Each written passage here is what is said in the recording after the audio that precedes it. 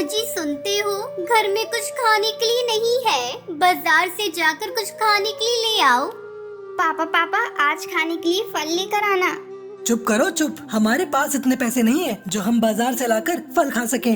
अजी आपको जो भी लाना हो आप अपनी मर्जी से ले आना। टुनटुनी की बेटी सुनहरी चिड़िया ये सुनकर बहुत दुखी होती है। कालू कौवा मन ही मन सोचता है। तब तक आप लोग कमेंट पे बताएं 78 - 56 कितने होते हैं। मेरी बेटी का फल खाने का मन कर रहा है, लेकिन क्या करूं, उतने पैसे तो मेरे पास नहीं है। कालू थैला लेकर बाजार निकल जाता है। रास्ते में उसे बंटी कबूतर मिलता है। अरे भाई कहाँ जा रहे हो? क्या बात है, इतने दिनों बाद दिखे हो? भाई मैं तो बाजार से सामान लेने जा रहा हूँ, और तुम कहाँ जा रहे हो? अरे भाई मैंने सुना है जंगल में कहीं फल की बारिश हुई है, मैं वहीं ढूंढ रहा हूँ। मुझे फल खाए हुए बहुत दिन हो गए। अरे वाह, मेरी बेटी भी फल खाने की जिद कर रही थी। मुझे भी उसके लिए खूब सारे फल लेकर जाने हैं। चलो वो जगह ढूंढते हैं जहाँ फल की बारिश हुई है। दोनों मिलकर फल वाली जगह ढूंढने निकल जाते हैं। तभी बारिश होने लगती है। ऐसी बारिश में दोनों से उड़ना मुश्किल हो रहा था। अब क्या करे बंटी, ऐसी बारिश में तो हम फल नहीं ढूंढ पाएंगे। हाँ भाई, पहले बारिश को बंद होने दो, तब हम फल ढूंढेंगे। हाँ बंटी, हम बारिश के बाद ही फल ढूंढेंगे। ये बोलकर दोनों घर की तरफ लौटने लगते हैं। कालू बारिश से बचने के लिए पेड़ के नीचे कूद रहा था। तभी उसे जमीन पर बहुत सारे फल पड़े हुए दिखाई देते हैं। कालू इतने सारे फल को देखकर बहुत खुश होता है। अरे वाह, भगवान ने मेरी विनती सुन ली। आज मेरी इच्छा पूरी हो गई। अब मैं खूब सारे फल घर ले जाऊंगा और अपनी बेटी को भी खिलाऊंगा। दोनों फल को इकट्ठा करना शुरू कर देते हैं। कालू अपने थैलों में फलों को डालता रहता है। उसी समय चील वहाँ पहुँचता है। रुको रुको, तुम यहाँ क्या कर रहे हो? ये फल नीचे पड़े हुए हैं, मैं उन्हें इकट्ठा करके अपने घर ले जाऊंगा। मेरी बेटी ने बहुत दिन से फल नहीं खाए, आज मेरी बेटी पेट भरकर फल खाएगी। तभी चील के मन में लालच आ जाता है। वो मन ही मन सोचने लगता है, मुझे कुछ तो करना पड़ेगा ताकि ये सारे फल मुझे मिल जाएं। फिर मैं इन्हें बाजार में बेचकर खूब पैसे कमाऊंगा। ए कौवे, तुमने यहाँ से फल ले जाने का साहस कैसे कर लिया? अगर मैंने तुम्हारी ये बात राजा को बता दी तो वो तुम्हें खूब दंड देंगे। चील की बात सुनकर कालू कौवा डर जाता है और कहता है, मुझसे गलती हो गई, मुझे नहीं पता था कि यहाँ से फल ले जाना मना है। तुम राजा से जाकर कुछ मत कहना। हाँ ठीक है, मैं राजा से कुछ नहीं कहूँगा, लेकिन तुम्हें मेरी एक बात माननी पड़ेगी। हाँ ठीक है, कहो कहो, मुझे तुम्हारी कौन सी बात माननी पड़ेगी? तुम इन फलों को इस टोकरी में इकट्ठा कर दो, मैं इन फलों को राजा को दे आऊंगा। ठीक है, मैं ये काम कर देता हूँ। ये कहकर कालू को वो सारे फल टोकरी में इकट्ठा कर देता है।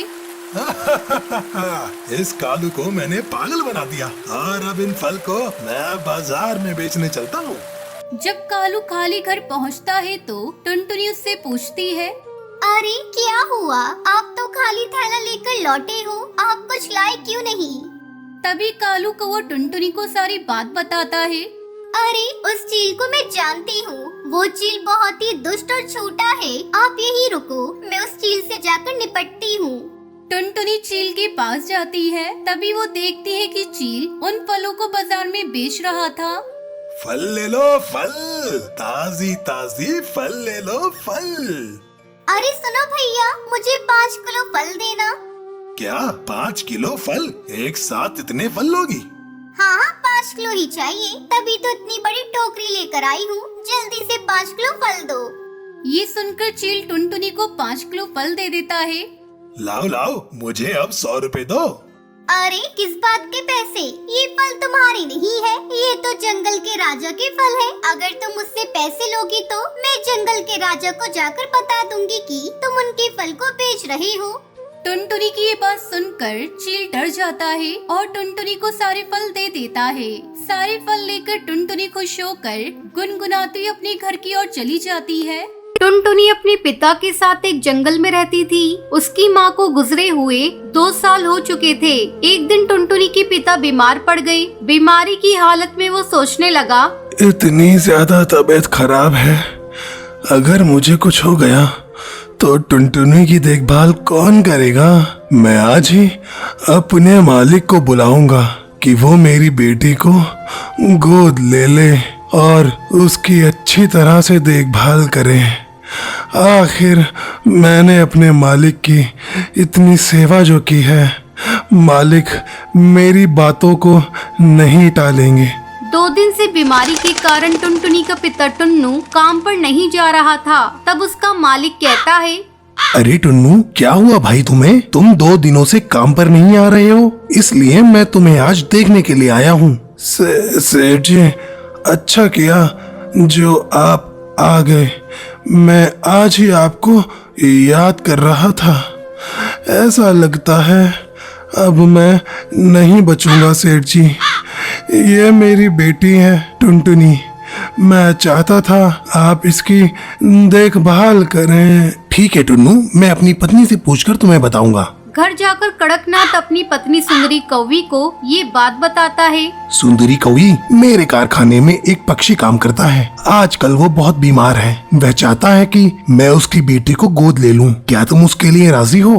अरे कड़कनाथ, क्या बात करते हो जी? हमारा तो खुद ही एक बेटा है कालू, और मैं वर्कर की बेटी को क्यों गोद लूं? ऊपर से उसके पढ़ाई का खर्चा, फिर उसकी शादी की चिंता। मुझे तो ये ठीक नहीं लग रहा है। अरे सुंदरी कौवी, तुम जरा दिमाग से सोचो। वो पक्षी जो कुछ ही दिन का मेहमान है, मैं इतना पागल थोड़ी ना हूँ कि मैं एक मजदूर की बेटी को गोद लेकर अपनी बेटी बना लूं। मैंने तो सोचा कि तुम्हें एक मुफ्त की नौकरानी मिल जाएगी। ये तो बिल्कुल पते की बात कही है आपने। अब कड़कनाथ टुनटुनी को लेने जाता है। अपने पिता से अलग होते समय टुनटुनी फूट फूट कर रोती है।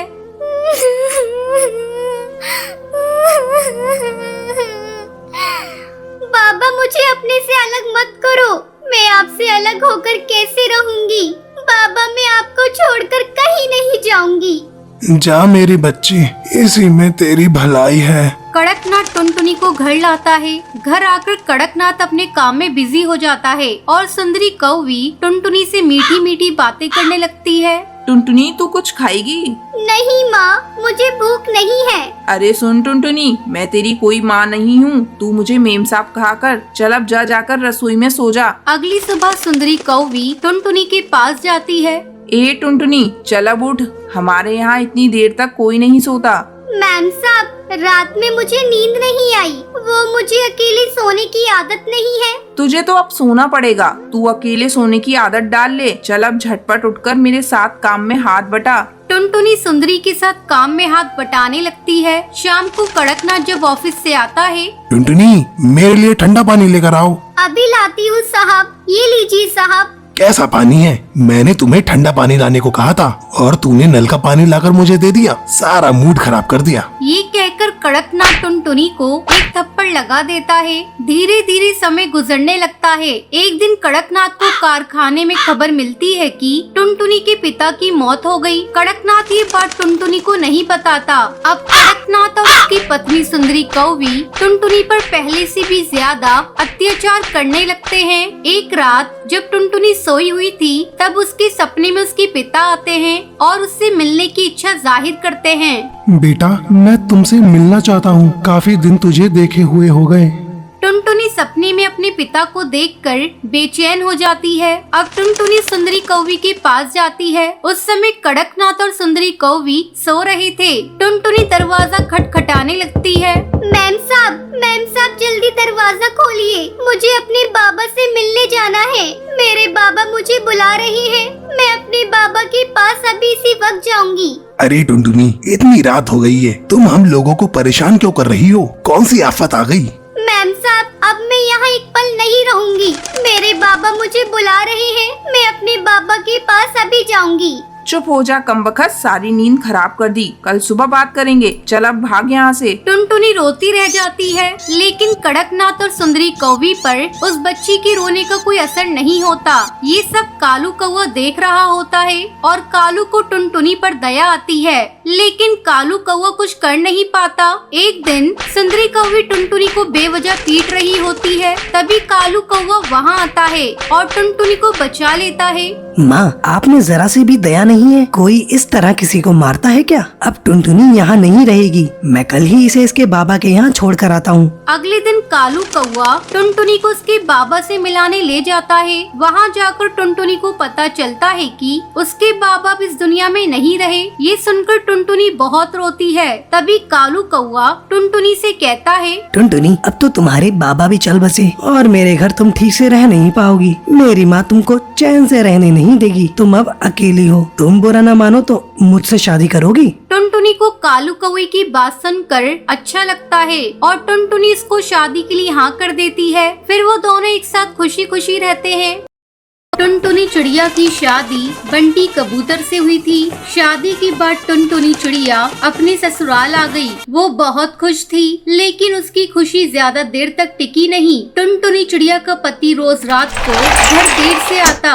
एक दिन टुनटुनी अपने पति का इंतजार करते करते सो गई। अगली सुबह उसकी सास उसके कमरे में आती है और चिल्लाते हुए कहती है, हा, देखो तो महारानी जी कैसे आराम फरमा रही हैं। अरियो निकम्मी, तेरे मायके में सभी देर तक सोते होंगे। मैं कब की जग चुकी हूँ और चाय का इंतजार कर रही हूँ। तू है कि यहाँ घोड़े बेचकर सो रही है? माँ जी, आप पता नहीं आज मेरी नींद कैसे नहीं खुली। माँ जी, मैं अभी आपके लिए चाय बनाकर ला रही हूँ। टुनटुनी चिड़िया किचन में चाय बनाने चली जाती है। थोड़ी देर बाद वो चाय बनाकर अपनी सास को देती है। माँ जी, ये लीजिए आपकी चाय। माँ जी, बंटी कबूतर कहीं दिखाई नहीं दे रहा है। मैंने उसके लिए भी चाय बनाई है। मेरा बेटा तो कब का दुकान चला गया। तुझे सोने से फुर्सत मिले तब ना। जा अब जाकर खाना पका। चिड़िया सर झुकाकर खाना बनाने चली जाती है। शाम को बंटी जब घर आता है तब टुनटुनी उससे कहती है, आप मुझसे हर समय उखड़े उखड़े क्यों रहते हैं जी?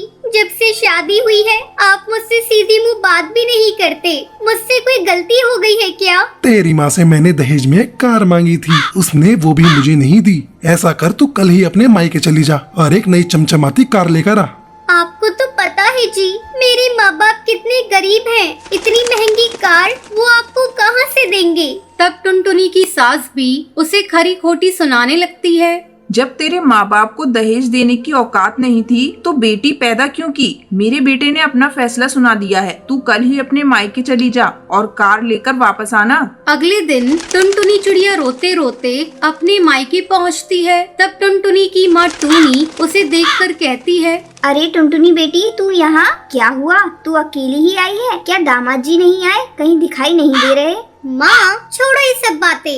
मुझे जल्दी से एक कप चाय बनाकर पिला दो। अभी मुझे कुछ दिन मायके में रहना है, फिर ससुराल चली जाऊंगी। ठीक है बेटा, तू बैठ, मैं तुझे अभी चाय बनाकर पिलाती हूँ। इस तरह कुछ दिन गुजर जाते हैं। एक दिन टूनी चिड़िया अपनी बेटी टुनटुनी चिड़िया से पूछती है, बेटी क्या बात है? तुझे मेरी कसम, कोई बात है तो बता। दामाद जी से तेरा झगड़ा हुआ है क्या? टुनटुनी चिड़िया माँ को कुछ नहीं बताती। वो अंदर ही अंदर घुट रही थी। उसे पता था अगर वो अपनी माँ को सच्चाई बता देगी तो उसकी माँ जीते जी मर जाएगी। एक दिन टूनी की पड़ोसन सुंदरी कौवी उसके घर आती है। अरे टूनी, देख रही हो बहुत दिनों से तेरी बेटी यहाँ पड़ी हुई है। इसका ससुराल जाने का कोई इरादा नहीं है क्या? ऐसा कर, तू उसे जल्द से जल्द ससुराल भेजने का इंतजाम कर। कब तक ऐसे अपने मायके में पड़ी रहेगी? इतना कहकर सुंदरी कौवी वहाँ से चली जाती है। उसके जाने के बाद, माँ, मैं कल ही अपने ससुराल चली जाऊंगी। तुम चिंता मत करो। सुंदरी आंटी की बातों का बुरा मान गई। उसने क्या गलत कहा? बेटियां तो ससुराल में ही अच्छी लगती हैं। अगले दिन टुनटुनी चिड़िया अपने ससुराल चली जाती है, लेकिन उसकी सास उसे घर में घुसने नहीं देती। अरे करमजली, तू कार लेकर आई है? बिना लाए मैं तुझे घर में घुसने नहीं दूंगी। तू यहाँ से चली जा, मैं अपने बेटे की दूसरी शादी करूंगी। टुनटुनी चिड़िया इस अपमान को बर्दाश्त नहीं कर पाती और वो जाकर कुएं में कूद जाती है और उसकी मौत हो जाती है। उसके मरने की खबर जब टूनी चिड़िया को पता चलती है तब वो जल्दी जल्दी टुनटुनी के ससुराल आती है। वहाँ टूनी चिड़िया की पड़ोसन हरी कागी टूनी चिड़िया को रोता देखकर उससे कहती है, बहन जी, आपकी बेटी को उसके जालिम ससुराल वालों ने दहेज के कारण मार दिया। वो लोग उसे बहुत सताते थे। रोज रोज का अपमान कितना सहती बेचारी। आखिर उसने कुएं में कूदकर अपनी जान दे दी। मैं इन जालिमों को नहीं छोड़ूंगी। इन्होंने मेरी फूल सी बच्ची को मार डाला। टोनी चिड़िया पुलिस बुलाकर उन सबको गिरफ्तार करवा देती है। वो अपनी बेटी की तस्वीर के सामने खड़ी होकर उससे माफी मांगती है। टुनटुनी बेटी, तू मुझे माफ कर दे। मैं तेरे दर्द को समझ नहीं पाई, लेकिन तूने भी तो कभी कुछ नहीं बताया। अगर तूने बता दिया होता तो मैं इन जालिमों के पास तुझे दोबारा नहीं भेजती। हो सके तो मुझे माफ कर देना बेटी। फिर टोनी चिड़िया दुखी मन से अपने घर लौट आती है और किसी तरह अपनी आगे की जिंदगी बिताने लगती है। इसलिए दोस्तों, हमें अपनी बेटी के मन को समझना चाहिए, उन पर किसी भी तरीके का दबाव नहीं डालना चाहिए। अगर आज टोनी अपनी बेटी को समझ जाती तो टुनटुनी आज हमारे